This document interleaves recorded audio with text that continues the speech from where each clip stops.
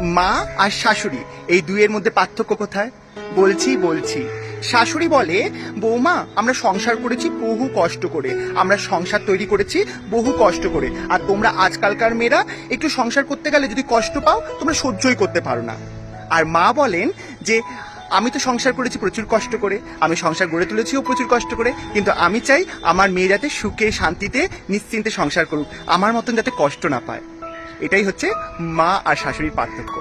যদি ঘরে কোনো অনুষ্ঠান থাকে, বৌমা যদি প্রচুর কাজ করে দেওয়ার পরে সকালবেলা যদি ঘুম থেকে একটু দেরিতে ওঠে, শাশুড়ি বলে এত বেলাতে ঘুম থেকে উঠলে, এমন কি কাজ করেছো সারা রাত্রি?